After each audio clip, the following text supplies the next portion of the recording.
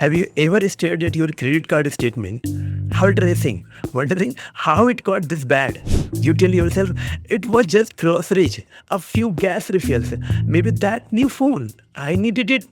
But now you are paying hundreds in interest. The balance never seems to go down. And suddenly your paycheck disappears before it even hits your account. You're not alone. Credit card debt is the silent financial killer affecting millions. But here is the truth, it's not your fault. You were set up. And today we are going to talk about how to break free. The trap. Let's start with how it really begins.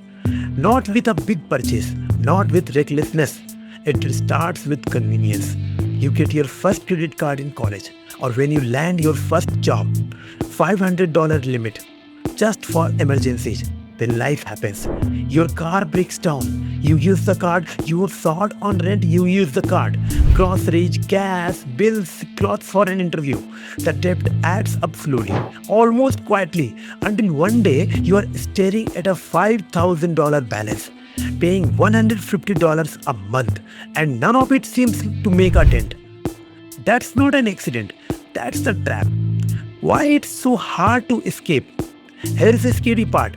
Credit cards aren't just expensive. They are designed to keep you in debt. The average interest rate in America is over 24%. That's more than some payday loans. Even if you pay the minimum, you are in debt for decades.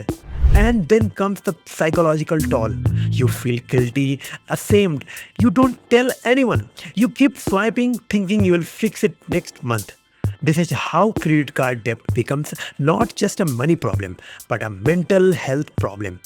Let me tell you about Jason. He was 28, worked full time, made decent money, but he had $12,000 in credit card debt. It didn't start that way. A vacation here, a new laptop, a few restaurant dinners. He thought he would pay it off soon. Years passed, interest grew, late fees piled on. Soon he was drowning and ashamed to ask for help. Until one day he couldn't pay rent.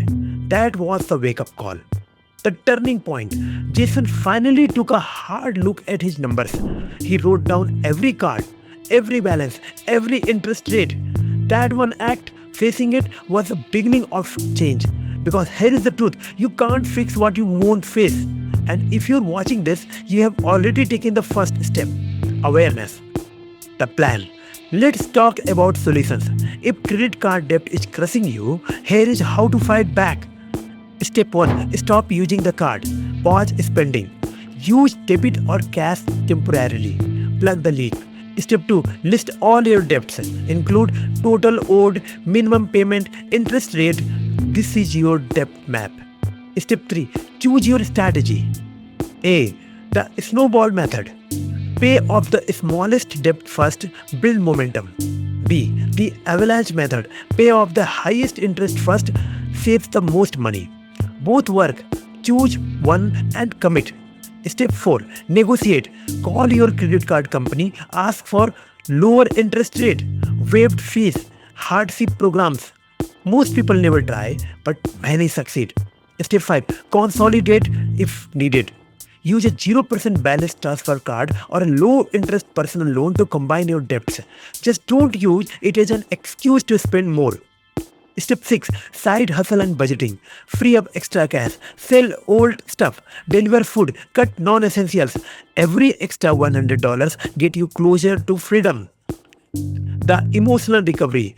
Paying off debt isn't just financial, it's emotional. You have to forgive yourself. You have to stop letting shame run the show. This isn't about perfection, it's about progress.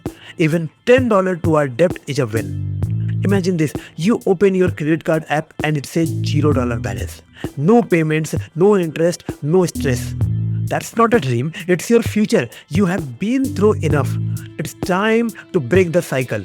Take back control and start living on your own terms. Because credit cards should be a tool, not a trap.